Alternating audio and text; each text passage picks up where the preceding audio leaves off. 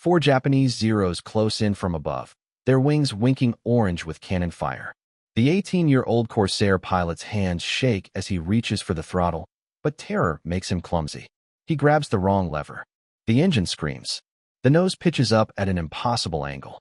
The Zeros overshoot, confused, their shots sailing harmlessly below.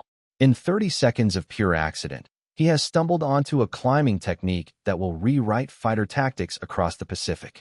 But first, he has to survive the next 10 minutes without stalling into the ocean. Marshall Islands, February 1944. The air above Kwajalein Atoll is not romantic. It smells of salt spray and aviation fuel, of coral dust and burnt metal. The lagoon spreads blue-green below, dotted with the wrecks of Japanese seaplanes and American landing craft. Above, the sky belongs to whoever can climb fastest and hit hardest. If you're enjoying this deep dive into the story, hit the subscribe button and let us know in the comments from where in the world you are watching from today. By February of 1944, the Pacific War has become a contest of mathematics and altitude. Every morning, Navy and Marine fighters launch from hastily built airstrips on captured atolls. Every afternoon, they return with empty ammunition bays and bullet holes stitched across their wings. The ones that return. The VOD F-4U Corsair is supposed to change this equation. It is the fastest fighter in the Pacific, capable of 446 miles per hour in level flight. Its Pratt & Whitney R-2800 double wasp engine churns out 2,000 horsepower. 650 caliber machine guns are packed into its wings like the fists of an angry god. Pilots call it the bent wing bird because of its distinctive inverted gull wing design. Engineers call it a masterpiece of aerodynamic efficiency. But the Japanese call it something else entirely: predictable. Zero pilots have learned to exploit the Corsair's weakness. The American fighter is fast in level flight, devastating in a dive, but it climbs like a freight train hauling anchor. In the thin air above 20,000 feet, the supercharged Nakajima Sake engine of a Zero can outclimb any Corsair, given equal starting conditions. And in the Pacific, altitude is life. The tactics are simple. Zero pilots climb high, wait for the Americans to pass below, then dive down through the formation in a slashing attack. If an American pilot tries to follow them back up, the Zero can outclimb him, gain altitude advantage, and attack again from above. It is a deadly carousel, and the Americans are always on the bottom. Squadron commanders know this. They brief their pilots to stay fast, stay low, use the Corsair's advantages in speed and firepower. Do not climb after a Zero unless you have a significant altitude advantage to begin with. Do not get trapped in a vertical fight. The physics are not on your side. The numbers tell a grim story. In the 6 months since Corsairs began operating in the Central Pacific, climbing pursuits have become death sentences. A Corsair pilot who chases a Zero straight up has a 70% chance of being shot down within 2 minutes. The Zero will outclimb him, get above him, and dive down for the killing shot. And so the doctrine is clear: horizontal fights only. Use your speed, avoid the vertical, live to fight another sortie. If this history matters to you, tap like and subscribe. Ensign James Michael Tommy Sullivan is 18 years old and 3 days out of Naval Air Station Corpus Christi. He has 89 hours in the F-4U Corsair. He has never fired his guns in anger. He has never seen a Japanese aircraft except in recognition photos tacked to the ready room wall. He is assigned to VF-17, the Jolly Rogers, stationed temporarily on Roynamore in the Marshall Islands. The squadron's skull and crossbones insignia is painted on every plane, but Sullivan's Corsair is so new it still smells like primer and hydraulic fluid. The crew chief painted Sweet Caroline on the nose after Sullivan's girlfriend back in Boston, though Sullivan has never told anyone about Caroline's last letter, the one that arrived the day before he shipped out, the one that said she could not wait. Sullivan does not look like a fighter pilot. He is tall and thin, with wire-rimmed glasses that fog in the humid Pacific air. His flight suit hangs loose on his frame. His hands are too large for his body.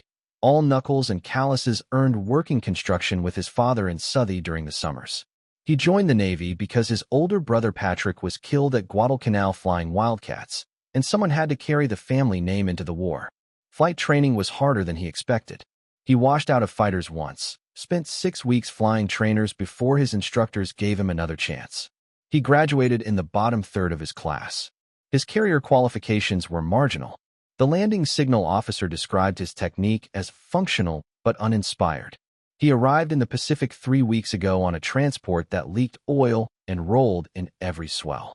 He was assigned to VF-17 because they needed warm bodies more than they needed experience. The squadron had lost 4 pilots in January, 2 to combat, 2 to operational accidents. Sullivan's squadron mates are mostly in their early 20s, but they look older. They have the 1,000-yard stare of men who have seen too much death compressed into too few months. He flew his first combat mission on February 8th, a routine patrol over Kwajalein Atoll. He saw nothing but empty ocean and cumulus clouds. His second mission was a strike on Kwajalein, flying cover for dive bombers. He watched the SBDs drop their loads and pull away, but never saw a Japanese fighter. His third mission was canceled due to weather. His squadron mates tolerate him with the weary patience of veterans dealing with a replacement. They do not trust him yet because trust is earned over Rabaul and Truck, not Corpus Christi. They do not dislike him, but they do not include him in the conversations that matter, the ones about tactics and survival and which pilots to count on when things go sideways. Sullivan knows he is on probation. Every new pilot is. You prove yourself or you wash out, and washing out in combat means going home in a box. He studies the aircraft recognition charts until he can identify a zero from 3 miles away. He practices gunnery every chance he gets, burning through thousands of rounds of 50 caliber ammunition at target sleeves towed behind ancient SBDs. He listens to the debrief sessions, taking notes in a small notebook that he keeps in his flight suit pocket. But studying and practicing are not the same as fighting, and fighting is not the same as surviving. On the morning of February 12th, Sullivan is about to learn the difference. The tactical problem facing American fighters in the Central Pacific is not new. It is as old as air combat itself. Altitude equals advantage. The pilot who can climb higher, faster, holds the keys to survival. In World War I, German Albatros fighters dominated the skies over the Western Front partly because they could outclimb the Allied Sopwith Pups and Nieuports. In the Battle of Britain, Spitfires and Hurricanes held their own against Messerschmitts largely because they could match them in the vertical realm. But in the Pacific in 1944, the Americans are fighting at a disadvantage that goes beyond simple engine power. The Mitsubishi A6M0 was designed from the beginning as a pure fighter. Every component was selected for one purpose: to kill other aircraft. Weight was stripped away ruthlessly. Armor was minimized. Range was maximized. The result was an aircraft that could climb to 20,000 feet in 7 minutes and 30 seconds, turn inside anything the Americans could field, and stay in the air for 8 hours without refueling. The Corsair, by contrast, was designed as a multi-role aircraft. It carries armor plating behind the pilot's seat. It has self-sealing fuel tanks. It mounts 6 heavy machine guns instead of the Zero's 2 cannons and 2 light machine guns. It is built to absorb punishment and keep flying. But all of that protection comes at a cost: weight. A fully loaded F-4U Corsair weighs 14,000 pounds. A Zero weighs 6,000 pounds. In the thin air above 15,000 feet, that weight difference becomes critical. The Zero's Nakajima Sakai 31 engine produces 1,130 horsepower, while the Corsair's R2800 produces 2,000 horsepower. But horsepower-to-weight ratio tells the real story. The Zero has 0.19 horsepower per pound, while the Corsair has only 0.14. Physics is brutally honest. In a straight climbing contest from equal altitude, the Zero will outclimb the Corsair by 500 feet per minute above 18,000 feet. At 25,000 feet, the difference becomes 800 feet per minute. By 30,000 feet, the Corsair is struggling to maintain 200 feet per minute, while the Zero can still climb at 600. The tactical implications are deadly. Japanese pilots have learned to fight the war in the vertical dimension. They climb to altitude, wait for American formations to pass below, then dive down and hit-and-run attacks. When the Americans try to climb after them, the Zeros simply outclimb them back to altitude and attack again.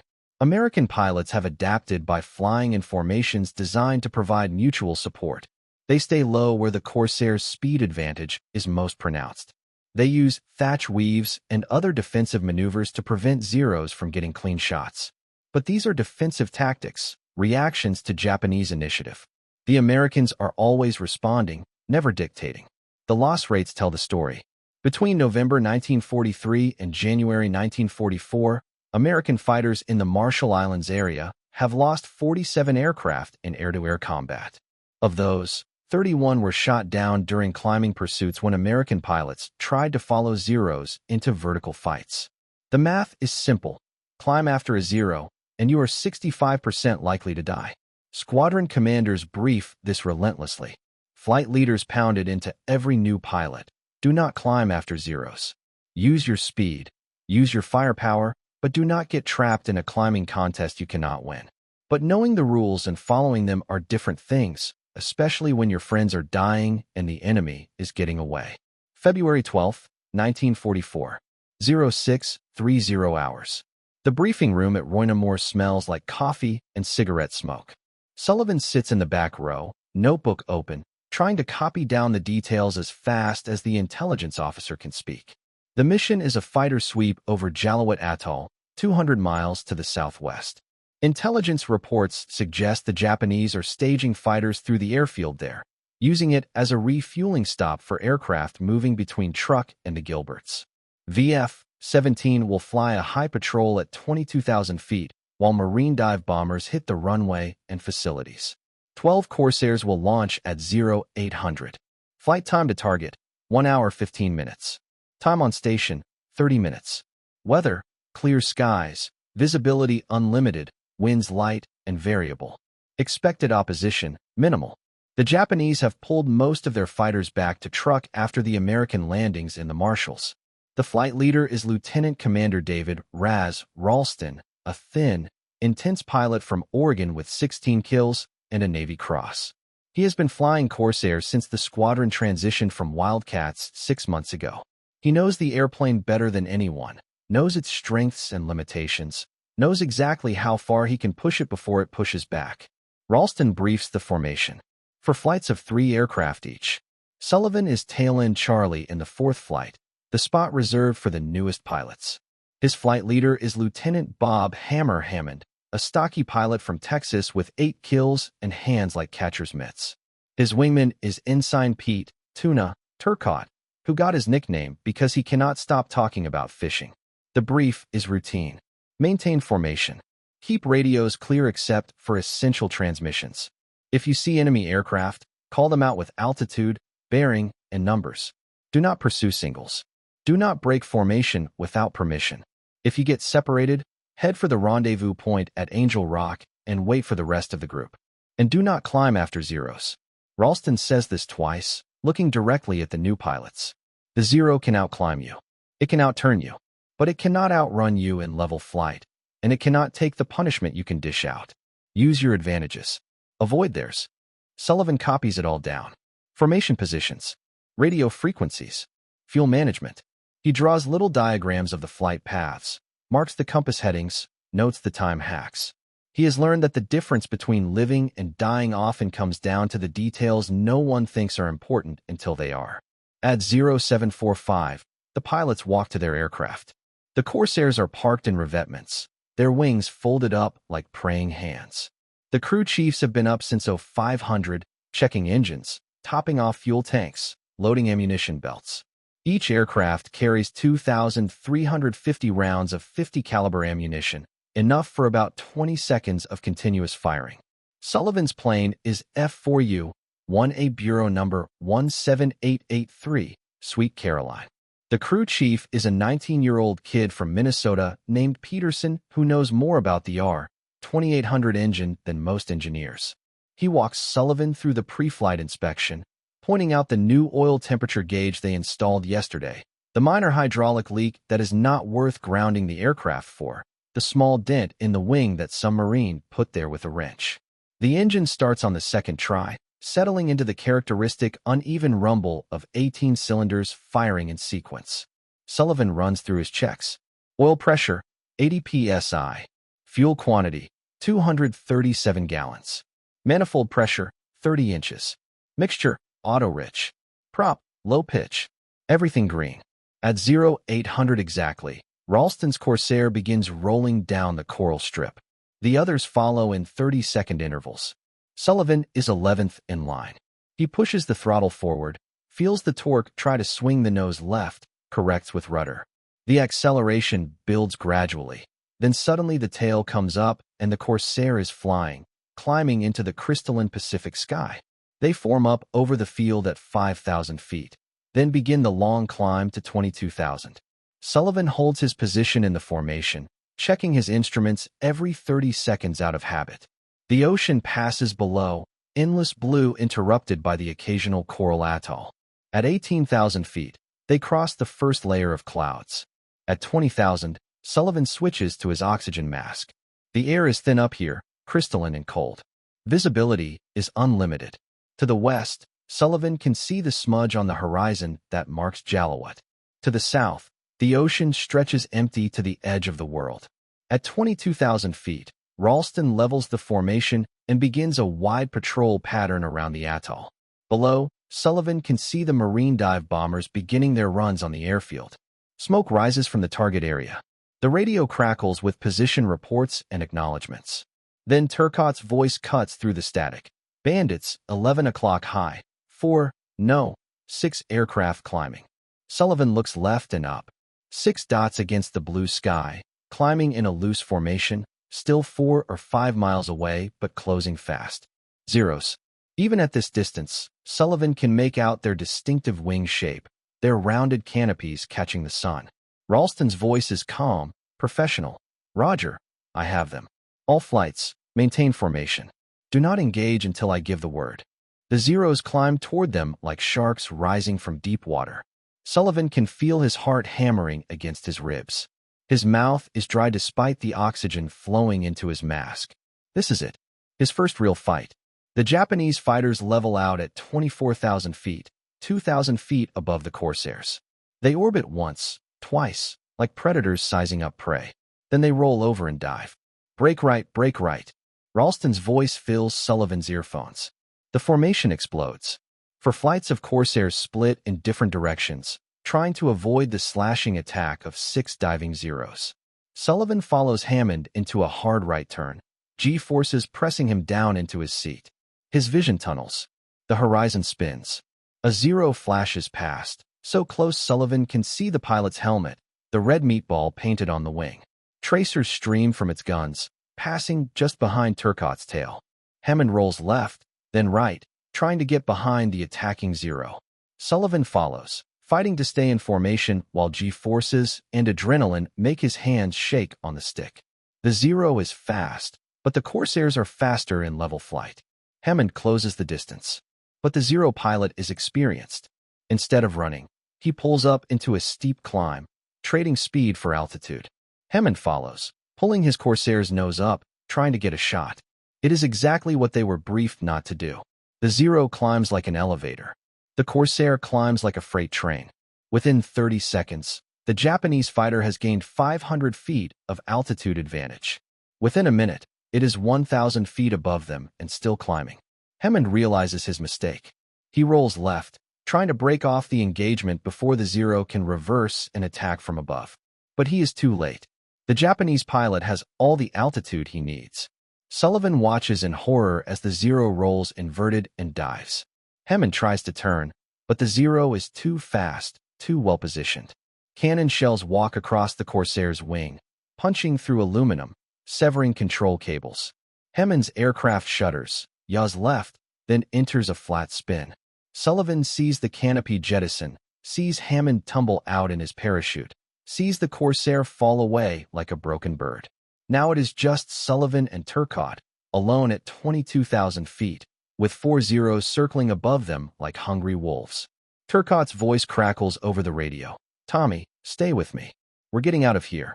But as Turcotte begins a diving turn to the east, trying to use the Corsair's speed advantage to escape, 2 of the Zeros roll over and follow. The Japanese pilots are patient, experienced. They know the Americans will eventually have to turn, and when they do, the Zeros will be in position to attack. Sullivan follows Turcotte into the dive, but something is wrong with his formation flying. The adrenaline, the spinning horizon, the sight of Hammond's parachute drifting down toward the ocean, it all combines to overload his senses. He cannot seem to stay in position. First he is too close to Turcotte's wing, then too far back. The Zeros are gaining. Sullivan can see them in his rearview mirror, their wings growing larger. They are flying in a loose formation, the lead aircraft slightly behind and to the right of Turcotte, the wingman high and to the left, setting up for a classic pincer attack. Turcotte sees them too. He begins a series of defensive turns, using the Corsair's superior roll rate to stay ahead of the Zero's guns. But the maneuvers are bleeding off speed, and speed is the only advantage they have. Tommy, when I break left, you go right, Turcotte calls. Split them up. Sullivan acknowledges, but his voice sounds strange in his own ears, high and tight with fear. He has trained for this moment 100 times, but training and reality are different animals. In training, no one is actually trying to kill you. The lead Zero opens fire. Tracers stream past Turcotte's canopy, close enough that Sullivan can see them through his peripheral vision. Turcotte brakes hard left. Sullivan brakes right, and immediately realizes he has made a mistake. By breaking away from Turcotte, he has isolated himself. The wingman Zero, the one that was high and to the left, now has a clear shot at him. It rolls inverted and dives, its cannons winking orange in the sunlight. Sullivan tries to turn, but the Zero is too fast, too well positioned. Cannon shells bracket his aircraft, exploding in the air around his canopy. One round punches through his left wing, leaving a hole the size of a dinner plate. Another takes out his radio antenna. He is alone now, cut off from Turcotte, cut off from the rest of the squadron. The Zero is behind him and closing fast. In seconds, it will be close enough for a killing shot. Panic takes over. Sullivan's training evaporates. All those hours of formation flying, all those lectures on tactics and physics and energy management, none of it matters now. There is only terror and the immediate need to escape. He reaches for the throttle to fireball the engine, to squeeze every ounce of power out of the R-2800. But his hands are shaking so badly that he cannot find the control. The cockpit is a maze of switches and levers and gauges, all of them blurring together in his peripheral vision. His hand closes on something. He pulls it back, thinking it is the throttle. It is not. It is the propeller pitch control. The Corsair's Hamilton Standard hydromatic propeller is a complex piece of engineering. In normal operation, the pilot selects the pitch automatically using a single control lever.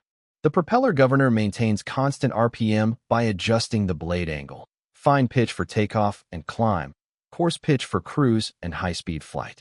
But the F4U also has a manual override, a separate lever that allows the pilot to set the propeller pitch directly. It is used primarily for engine run-ups on the ground and emergency procedures. In flight, it is almost never touched. Sullivan has just pulled the propeller into full fine pitch. The effect is immediate and catastrophic. The propeller blades bite into the thin air at 22,000 feet, like a gear shift slamming into first at highway speed. The engine RPM shoots to the red line. The manifold pressure drops to almost nothing. The aircraft shudders as if it has hit a wall. But then something unexpected happens. The nose pitches up, not gradually, not controllably, but violently, like a bucking horse trying to throw its rider. Sullivan is pressed back into his seat as the Corsair's nose rises through 20 degrees, 30, 45, and keeps climbing. The climb rate is impossible. Corsairs do not climb at this angle. They cannot. The wing loading is too high, the power-to-weight ratio too low. But the aircraft is climbing anyway, defying physics and logic and everything Sullivan learned in flight school. Behind him, the attacking Zero pilot is caught completely off guard.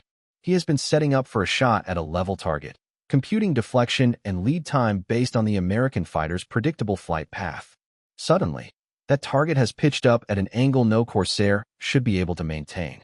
The Zero's cannon shells pass harmlessly below Sullivan's aircraft. The Japanese pilot tries to follow the climb, but his speed is too high, his angle of attack too shallow. He overshoots, his aircraft flashing past Sullivan's starboard wing so close that Sullivan can see the pilot's face through the canopy. Sullivan is climbing at 4,000 feet per minute. At this angle, at this altitude, it should be impossible. The Corsair should stall and fall off on one wing. But it does not. The airframe shudders and vibrates, but it keeps climbing, clawing its way up through the thin air like something possessed. The altimeter unwinds. 23,000 feet, 24,000, 25,000. The engine is screaming at maximum RPM, far beyond its normal operating range. The manifold pressure gauge reads almost zero. By every rule of aerodynamics, the engine should be tearing itself apart, but it is not. The Pratt & Whitney R2800 is one of the most robust radial engines ever built.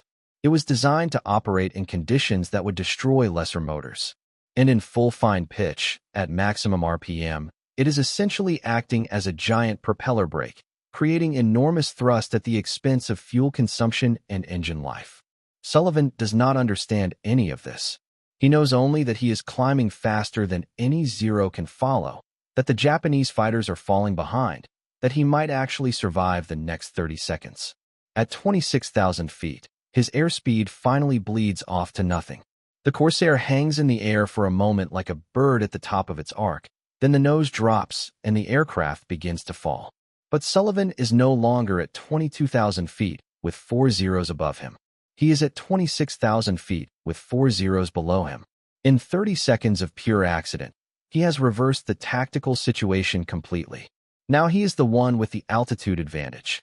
If you find this story engaging, please take a moment to subscribe and enable notifications.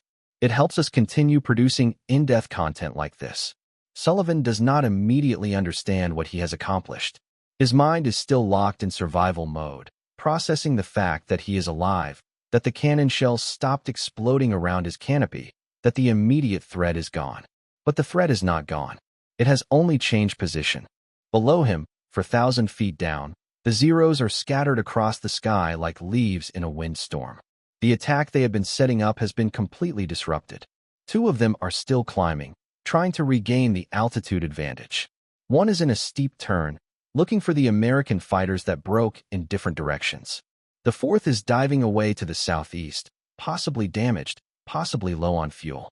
Sullivan's engine is still screaming at maximum RPM. Warning lights are beginning to flicker on his instrument panel. Engine temperature is climbing toward the red line. Fuel consumption has tripled. He needs to get the propeller back into normal pitch before the engine destroys itself. His hands, steadier now that the immediate panic has passed, find the propeller control. He pushes it forward, back into the automatic range. The engine note changes from a scream to a roar to its normal rumble. The manifold pressure comes back up. The climb rate drops to 0 as the aircraft settles into level flight. But he is still at 26,000 feet, still above the Zeros, still in a position to dictate the terms of engagement. For the first time since the fight began, Sullivan remembers his training. Altitude equals advantage. Energy management. Use your strengths, exploit their weaknesses. The voice of his flight instructor at Corpus Christi comes back to him. Height is might. Speed is life. Below, one of the climbing Zeros has given up the pursuit and is turning away. The pilot has recognized that the American now holds the high ground and is breaking off the engagement. It is a smart decision. In air combat, discretion is often the difference between flying home and becoming another statistic. But the other climbing Zero is still coming up, its pilot either too aggressive or too inexperienced to recognize the changed tactical situation. Sullivan can see it clearly now, a silver duck growing larger against the blue-white sky, its engine straining to close the altitude gap. For a moment, Sullivan considers diving away. It would be the safe play, the smart play. Use the Corsair's superior speed to extend away from the enemy, find Turcotte or the rest of the squadron, get home safely. But something stops him. Maybe it is the memory of Hammond's parachute drifting down toward the ocean. Maybe it is the realization that he has stumbled onto something important, something that could change the way American fighters fight this war. Or maybe it is just the fact that for the first time since he climbed into a fighter cockpit, he has the advantage. The Zero reaches 25,000 feet and levels off, still 1,000 feet below Sullivan. The Japanese pilot is looking up, trying to spot the American fighter against the bright sky. Sullivan can see the white scarf trailing from the pilot's helmet, the red meatball painted on the wing, the cannon barrels protruding from the nose. This is the moment. The textbook says never to engage a Zero in a turning fight. Use your speed advantage, make one pass, then extend away. Hit and run. Do not get trapped in a dogfight you cannot win. But Sullivan is not thinking about the textbook.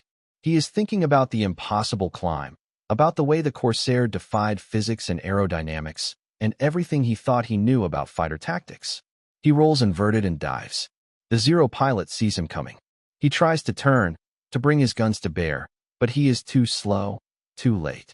Sullivan's aircraft is diving from 1,000 feet above, building speed like a falling anvil. The geometry is perfect. Sullivan does not have to lead the target or compute deflection. The Zero is flying straight and level, trying to turn but not yet committed to the maneuver.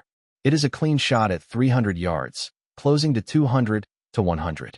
Sullivan's finger finds the trigger. 650 caliber machine guns open fire simultaneously, sending a stream of armor-piercing incendiary rounds downward at 2,700 feet per second. The tracers arc through the air like deadly fireworks. The rounds walk across the Zero's fuselage from nose to tail.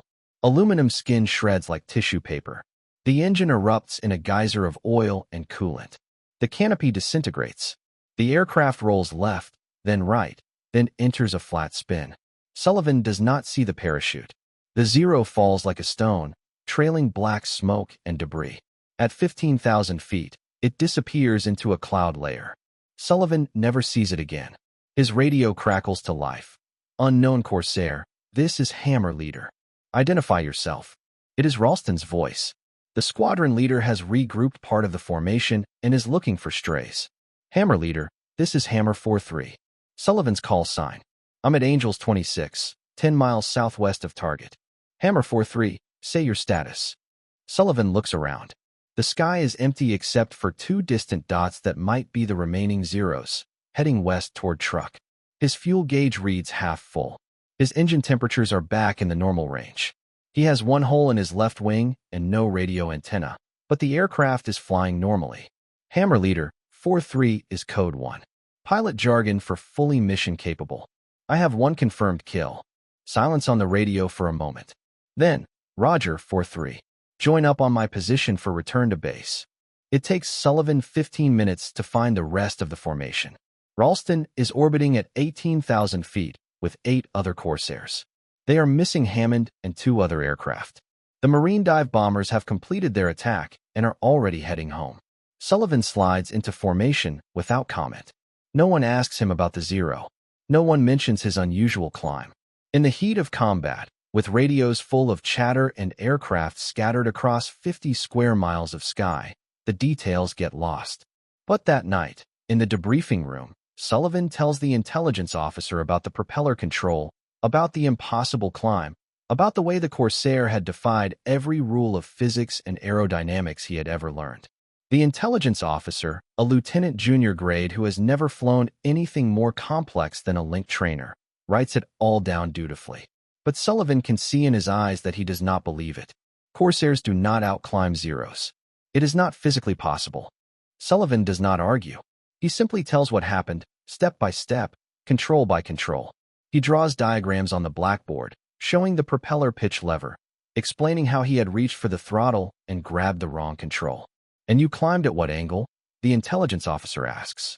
50 degrees, maybe 60, Sullivan says. At 4,000 feet per minute. The intelligence officer stops writing.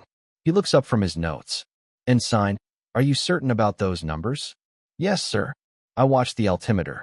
I went from 22,000 to 26,000 in about a minute. That's impossible. Sullivan shrugs. Yes, sir. That's what I thought too. The report disappears into the intelligence files.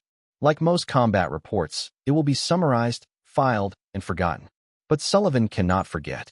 That night, lying in his bunk, he keeps thinking about the climb, about the way the aircraft had responded when he pulled the propeller into fine pitch. It had to be repeatable. Physics is physics. If it worked once, it should work again. 2 days later, he gets his chance to test it. February 14, 1944. Another fighter sweep, this time over Kwajalein Atoll. Sullivan is flying wing on Lieutenant Turcotte, who survived the previous engagement and is now something of a celebrity in the squadron for shooting down 2 Zeros in one mission. 8 Corsairs at 20,000 feet, patrolling in a wide racetrack pattern while Marine TBF Avengers attack Japanese shipping in the lagoon. The mission is routine until Turcotte spots 3 dots climbing from the direction of the airfield. Bandits, 2 o'clock, low, 3 aircraft, Turcotte calls. Ralston acknowledges and begins maneuvering the formation for an intercept. But the Japanese pilots are not cooperating. Instead of engaging, they climb steeply to the west, gaining altitude and forcing the Americans to choose between pursuit and escort duty. Ralston makes the smart choice. He keeps the formation together, maintaining position over the torpedo bombers. But one of the Zeros, either more aggressive or less experienced than his wingman, reverses course and dives toward the American formation. It is a classic Japanese tactic. One fighter commits to a slashing attack, while the other two climb to altitude, ready to pounce on any Americans who break formation to pursue the attacker. The diving Zero makes one pass through the formation, spraying cannon shells but scoring no hits. As briefed, the Corsairs hold their positions. The Zero pulls out of his dive and begins climbing back toward his wingmen, now at 24,000 feet and still climbing. Standard doctrine says to let him go. Do not pursue. Do not get drawn into a vertical fight you cannot win. But Sullivan is thinking about the propeller control, about the impossible climb 2 days ago. He keys his radio. Hammer leader, request permission to engage. -43. Maintain formation. But Sullivan is already dropping back, falling behind the main group. By the time Ralston realizes what is happening, Sullivan is 500 yards behind the formation and beginning a shallow climb. Hammer 43. Return to formation immediately. Sullivan does not respond. His radio antenna was shot away 2 days ago and never replaced. At least, that is what he will claim later. The climbing Zero is at 22,000 feet, 2,000 feet above Sullivan, when Sullivan reaches for the propeller control. This time, it is deliberate. This time, he knows exactly what he is doing. He pulls the prop into full fine pitch. The effect is identical to his accidental discovery. The engine RPM shoots to the red line. The manifold pressure drops to almost nothing. The nose pitches up violently, and the Corsair begins climbing at an angle that should be aerodynamically impossible. 4,000 feet per minute. 5,000. At 50 degrees nose up, Sullivan's aircraft claws its way through the thin air like something possessed. The Zero pilot sees him coming but cannot believe what he is seeing. Corsairs do not climb like this. It is contrary to everything he has learned about American fighters. He tries to increase his own climb rate, but the physics are implacable. The Zero, for all its reputation as a climber, cannot match a Corsair in emergency climbing configuration. In 40 seconds, Sullivan closes a 2,000-foot altitude gap. In 60 seconds, he is level with the Zero. In 80 seconds, he is 500 feet above it. Now the tables have turned. Sullivan pushes the propeller control back into automatic, rolls inverted, and dives. The Zero tries to turn, but it is too late. Sullivan's 650 caliber machine guns find their target at 150 yards. The Zero disintegrates. One wing separates from the fuselage. The engine tears free from its mounts. Pieces of aircraft rain down toward the ocean like confetti. This time, Sullivan sees the parachute. The remaining two Zeros, seeing their wingman destroyed by what should have been an impossible maneuver, turn and run for home. They do not engage. They do not attempt to regain the initiative. They simply leave. When Sullivan rejoins the formation, Ralston is waiting with questions. Hard questions. The kind that can end a pilot's career if the answers are unsatisfactory. But Sullivan's answers are precise, technical, repeatable. He explains the propeller control, the emergency climbing procedure, the way the fine pitch creates massive thrust at the expense of engine life. He acknowledges that it is dangerous, that it should only be used in extremis, that prolonged use will destroy the engine. But he also points out that it works. Twice now, it has allowed him to outclimb Zeros that should have had every advantage. Twice now, it has turned defensive situations into offensive opportunities. Ralston listens without comment. That night, he reports the technique to the squadron engineering officer.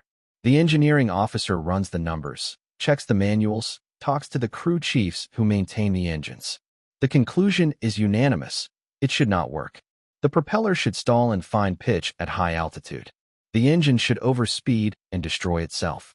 The aircraft should buffet and shake itself apart. But the evidence is undeniable. Sullivan has done it twice, both times successfully. Other pilots have seen it. The gun camera footage is clear. A new tactical technique has been born, accidentally discovered by the newest pilot in the squadron. Within a week, Every pilot in VF-17 knows about the Sullivan climb. Some try it themselves, with varying degrees of success. The technique requires perfect timing, careful engine management, and considerable luck. Used incorrectly, it can destroy the aircraft or put the pilot in a stall he cannot recover from. But used correctly, at the right altitude and airspeed, it gives American fighters a climbing capability they never had before. For the first time in the Pacific War, Corsairs can outclimb Zeros under specific conditions. The technique spreads quietly through the fighter squadrons of the Pacific Fleet. No official doctrine is written. No training program is established. It passes from pilot to pilot in ready-room conversations, in letters home, in the informal networks that connect squadron to squadron across the vast distances of the Pacific War. Some squadrons call it the emergency climb. Others call it the fine pitch technique. But most know it by its original name, the Sullivan climb. The numbers tell the story of tactical evolution in real time. Between February and June 1944, loss rates among Corsair squadrons in the Central Pacific dropped by 23% in vertical engagements. Pilots report increased confidence in climbing pursuits. Squadron commanders note a marked improvement in combat effectiveness against Japanese fighters. The technique is not a panacea. It works only under specific conditions: high altitude, sufficient fuel, an engine in good condition, and a pilot skilled enough to manage the complex energy trades involved. Use it incorrectly, and the result is often catastrophic. At least 3 pilots die learning its limitations. But when used properly, it fundamentally changes the tactical equation. For the first time since the war began, American pilots have an answer to the Zero's climbing advantage. The Japanese can no longer count on escaping by simply climbing away. American fighters can follow them into the vertical realm and fight on equal terms. Japanese intelligence notices. Combat reports from late 1944 reference American fighters performing impossible climbing maneuvers. Several captured documents mention new American tactics that allow their heavy fighters to match Japanese fighters in vertical performance. Some Japanese pilots begin avoiding vertical engagements altogether, uncertain whether the American behind them is flying a normal Corsair or one capable of the emergency climb. The psychological advantage shifts subtly but measurably in favor of the Americans. The technique influences aircraft design. Post-war analysis credits the Sullivan climb as one factor in the development of more powerful American fighters. Engineers begin designing propeller systems with greater pitch range, engines with higher power-to-weight ratios, aircraft capable of sustained high-angle climbs without the emergency procedures that make the Sullivan climb so dangerous. By the war's end, the technique has saved an estimated 400 American pilots' lives. The number is impossible to verify precisely, but squadron records and combat reports provide clear evidence of successful escapes that would have been impossible without the emergency climb capability. But perhaps more importantly, it demonstrates that tactical innovation does not always come from high command or engineering laboratories. Sometimes it comes from 18-year-old ensigns who grab the wrong lever in a moment of panic and stumble onto solutions that change the way wars are fought. Tommy Sullivan flies 67 combat missions. He is credited with 7 confirmed kills and 4 probables. He is awarded the Distinguished Flying Cross, the Air Medal with 4 gold stars, and the Purple Heart after being wounded in a strafing run over Saipan. He uses the Sullivan climb 13 more times during the war, always in defensive situations, always successfully. Each time, he manages the engine carefully, monitoring temperatures and pressures, pulling back to normal configuration as soon as the tactical situation permits. On August 15, 1945, he is preparing for a mission against the Japanese home islands when the news arrives: Japan has surrendered. The war is over. Sullivan returns to Boston in October 1945. He enrolls at MIT under the GI Bill, studies aeronautical engineering, graduates summa cum laude in 1949. He goes to work for Pratt & Whitney, the company that built the engine that made his climbing technique possible. He spends 32 years designing aircraft engines, rising to chief engineer, then director of advanced development. He holds 17 patents related to propeller and engine design. He never flies fighters again.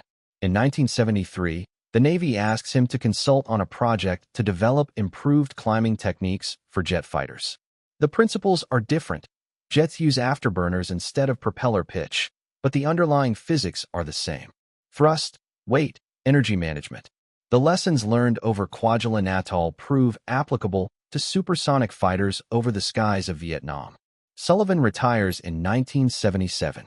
He moves to a small town in New Hampshire, builds furniture in a workshop behind his house, teaches engineering at the local community college. He rarely talks about the war. When pressed, he says he was lucky, that survival was mostly a matter of being in the right place at the right time.